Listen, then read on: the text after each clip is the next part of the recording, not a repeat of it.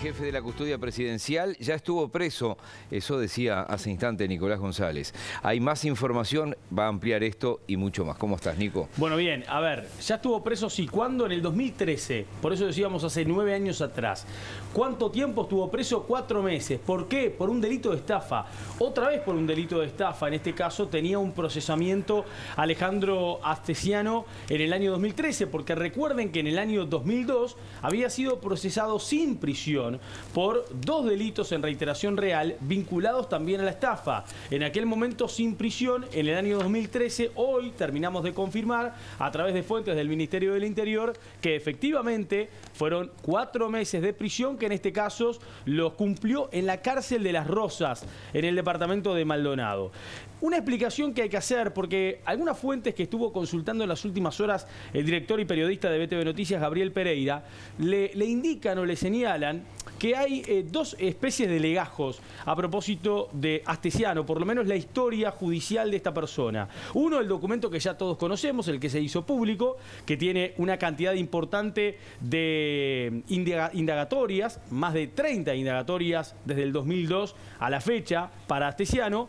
Y otro es el que cuenta el Ministerio del Interior en su sistema operativo, hoy en día, en la actualidad, que hay varios de estas indagatorias que no están tenidas en cuenta. Aparecen algunas y no todas. Eso, repito, es en base a algunas fuentes que Gabriel Pereira manejó en las últimas horas. ¿Por qué hay que explicar que hoy Astesiano figuraba sin antecedentes penales en el legajo policial y judicial? Bueno, porque una persona cuando cumple una pena se le cancelan, se le borran, se le anulan los antecedentes penales. En el caso puntualmente de Astesiano, y esto lo fuimos averiguando con personas también vinculadas a la Suprema Corte de Justicia y al Poder Judicial, nos decían, Astesiano en su momento tuvo un procesamiento sin prisión, el que recién les explicaba, en el año 2002, como esto se lo denomina como una especie de suspensión de la pena.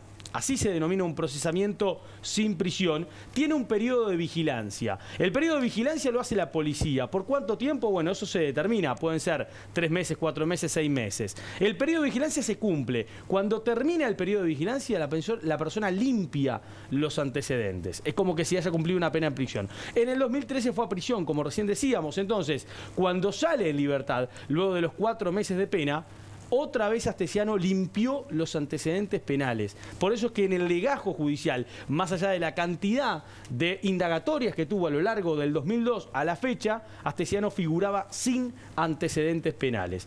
Astesiano hoy está en el departamento de Florida, ya fue trasladado. En la jornada de hoy está la unidad número 19. Esa va a ser la cárcel por la que va a estar. ¿Por qué? Bueno, porque su defensa, lo habíamos dicho en la jornada de ayer, acá hay imágenes justamente del centro de rehabilitación en Florida donde va a estar Astesiano. Nos habían dicho ayer que la defensa de Astesiano había solicitado fundamentalmente una cárcel de baja peligrosidad, porque Astesiano había tenido un cruce con integrantes de una banda en julio de este año que habían hurtado a uno de sus hijos. Directamente se había enfrentado a tiros en la calle Astesiano con estas personas. Por lo tanto, bueno, quería estar más seguro en una cárcel de baja peligrosidad y se lo termina ubicando en Florida en la jornada de hoy. Aquí va a cumplir su pena de prisión preventiva, son 30 días. Figura en el expediente hasta el 27 de octubre, esa va a ser la fecha en la cual termina la prisión preventiva. Hay que ver si la fiscal Fossati termina con la investigación en ese plazo o pide una, digamos, ampliación del tiempo, eso lo puede hacer, o si directamente en estos 30 días avanza en la investigación.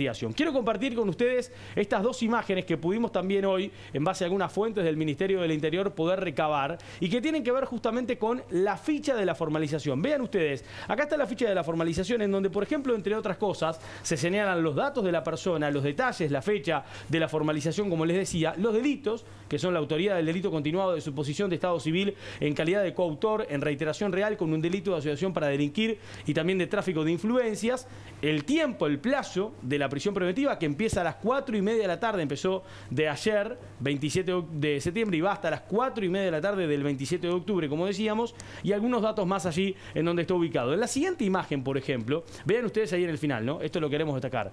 Figura el expediente, esta ficha, con 0 antecedentes. Y acá está precisamente algunas observaciones y que tienen que ver con el estado sanitario del imputado, porque manifiesta, por ejemplo, que padece de diabetes, se lo dijo a la fiscal, y que actualmente se medica, ahí vemos también la medicación que toma, y además ayer, cuando fue visto por un médico del hospital público, le descubrieron una piedra en la vesícula. Esto fue entonces también parte de la observación de la ficha de formalización de Astesiano, que con esta ficha entonces ingresa a la cárcel de Florida y va a permanecer allí, repito, hasta el próximo 27 de octubre. La otra novedad que tiene que ver con este tema es, repito, lo que sucedió en la jornada de hoy. A consecuencia de este hecho, Presidencia de la República, nos acaban de confirmar algunas fuentes, ha tomado la decisión de que todas las personas vinculadas a la seguridad de la Torre Ejecutiva y del Presidente de la República tengan que presentar el legajo judicial.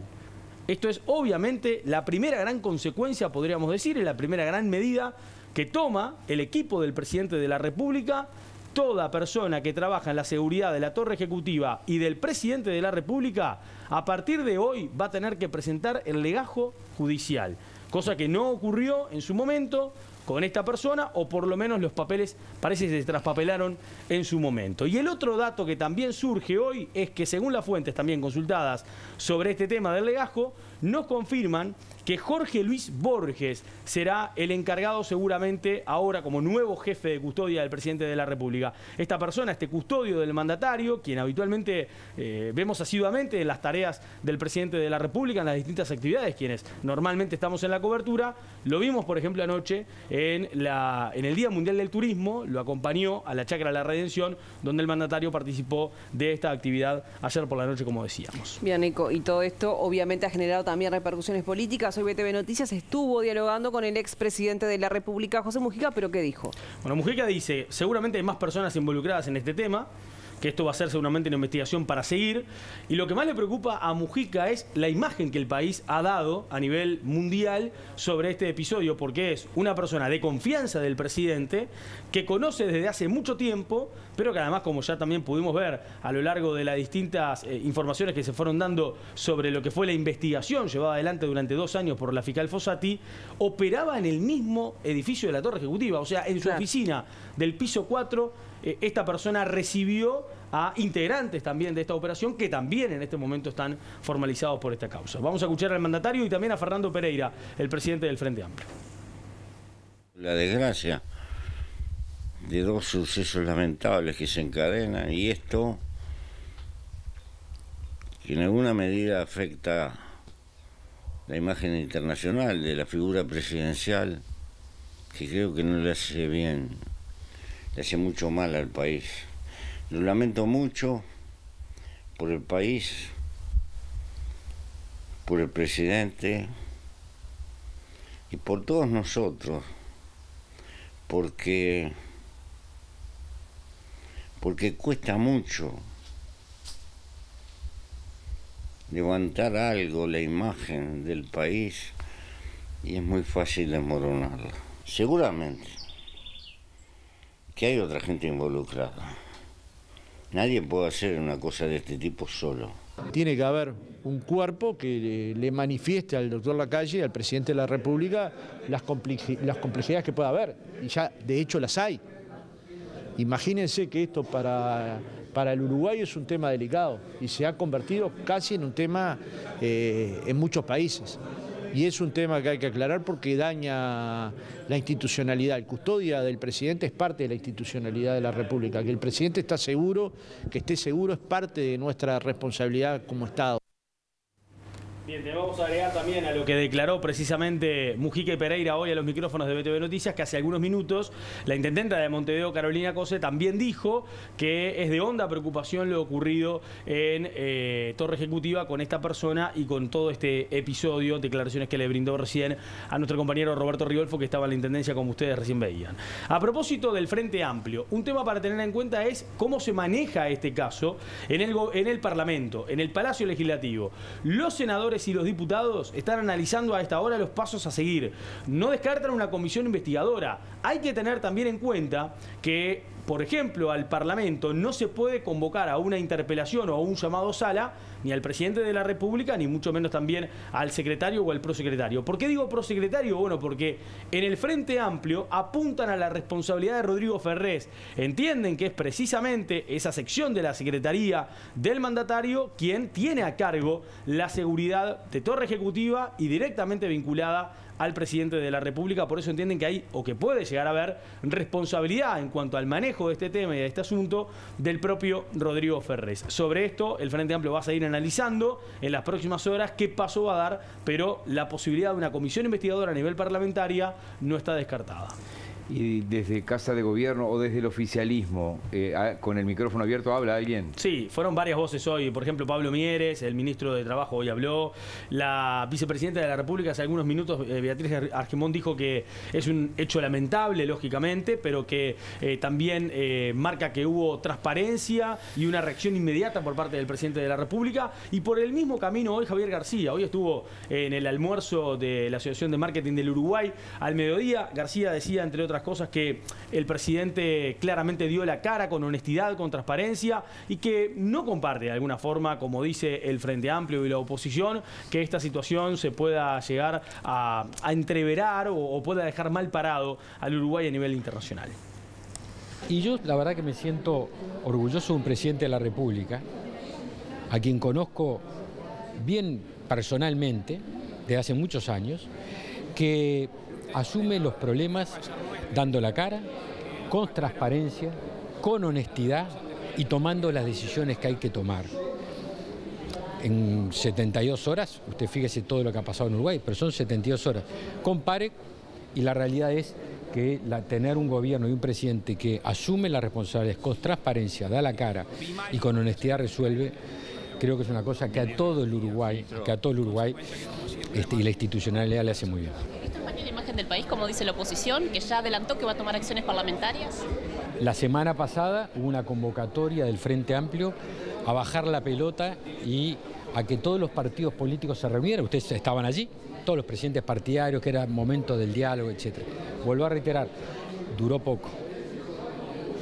Porque si una semana después de pedir bajar la pelota va a pasar todo lo que usted me está diciendo que va a pasar, no lo comprendo mucho, pero todo es absolutamente legítimo.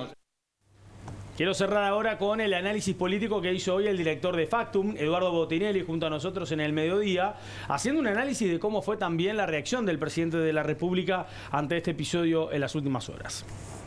Es un tema muy complejo porque por el rol que tenía, pero también por la historia de años construida y reconstruida, digamos, en la propia conferencia de prensa que dio el presidente. Pero también hay otros elementos importantes que hacen que el caso sea grave, que es la posibilidad que tuvo de acceso a información, vulnerabilidad que se muestra en cuanto al acceso de bases de datos personales y de datos privados de personas al que tuvo acceso. Y que operaba dentro de Torre Ejecutiva. Bueno, y además aparece que en la propia Torre Ejecutiva actúa la Secretaría de Inteligencia del Estado, ¿no?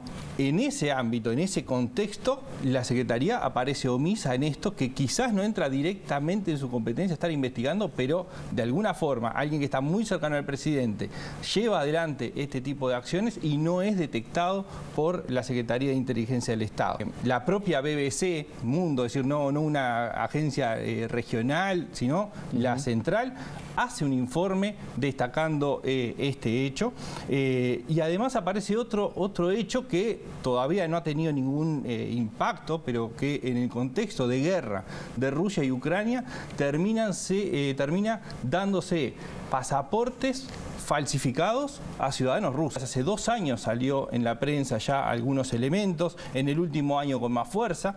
Había varios elementos en la prensa que por lo menos hubiesen llevado a la necesidad de tener otro cuidado con esa persona, que implicara un poco de poner el ojo, digamos, sobre lo que estaba. O por lo menos de tomar una decisión previa a que pasara todo esto, ¿no? Claro, y además no son hechos recientes. O sea, los procesos en los que ha sido investigado llevan más de 20 años. Bueno, fue custodia de su padre. Claro, bueno, y ahí aparece otro elemento que quizás sea un poco contradictorio, no en el fondo, pero sí deja entrever algunos elementos, porque por un lado sostiene que la responsabilidad es personal de él, ¿no? Y que él se hace cargo de eso, pero cuando hace la cronología, en realidad está depositando fuertemente el inicio de la vinculación y la acumulación del vínculo con su padre. El análisis de Eduardo Botinelli también hacía referencia a que en poco tiempo, en pocas semanas o meses, se le han juntado varios temas al presidente de la República. El caso Marcet, la situación de la modificación también respecto al tabaco, el apoyo al director del Banco Interamericano del Desarrollo, que también terminó siendo cesado en la semana anterior, y ahora precisamente esta situación de su custodio personal. Varias situaciones que complicaron de alguna forma en lo público al presidente. En el caso del bien no digo nada, ¿no? El tipo termina teniendo un amorío con una secretaria, no sé con quién. Son esas cosas que te comes también de rebote. Gracias, Nico. Que pasen bien.